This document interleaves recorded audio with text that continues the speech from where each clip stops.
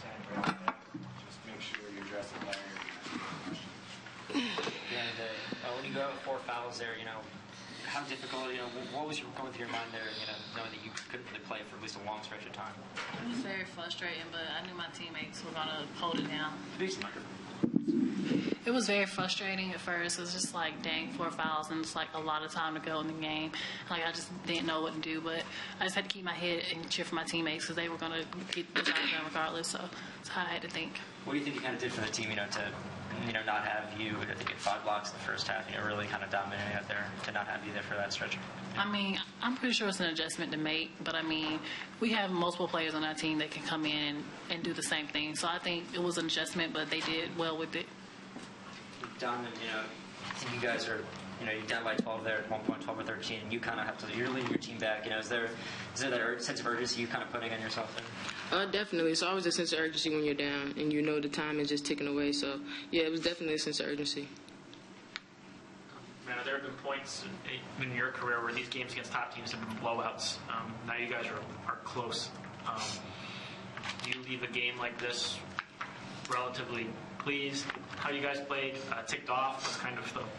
At the end of the day, a loss is a loss. I think we played well as a team collectively, and as Coach said earlier, you just got to compete for the whole 40 minutes, and if we would have competed harder for 2 more minutes, that could have been the difference between a win and a loss, and I think we just fought really well, so I'm really happy with what we did, but it definitely sucks to have a loss.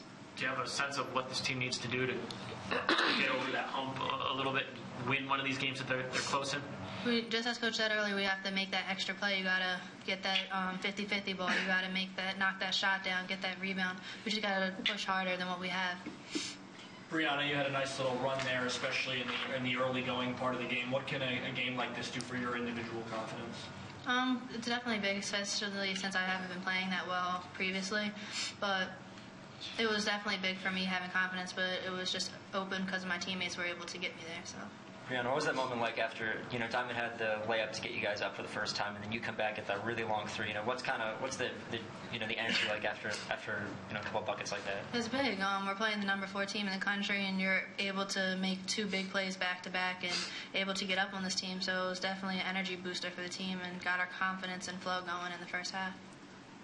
Diamond, when the lead's 12-10 there, after the couple turnovers right in the beginning of the second half, did you feel it slipping away? What was that feeling like with all the turnovers and a couple steals? We just knew that we came out a little flat and that they came out ready to go, so we had to change our mindset and really try to get going and do whatever it takes to get, make a couple more shots, get some rebounds, get some steals, and just really try to get back into the game. I mean, this could be an ignorant question, and if it is, I apologize. But how many times have you gotten to play teams this good in the course of your career, and is this any sort of a confidence-building performance for you? I mean, we've played prior to this game. I've played a bunch of big D1 teams and have showed up and scored points. But I think playing the top 10 team is always, a boost for my confidence when I play well, or a boost for our confidence in general. Because, like you said, they're probably used to getting blown out by these teams, and we're losing by 10, or we're losing by 2, losing by 4 points. So it's definitely a confidence builder. But at the same time, you want to win. That's the object of the game. Everybody wants to win. So it's like bittersweet. It's bittersweet.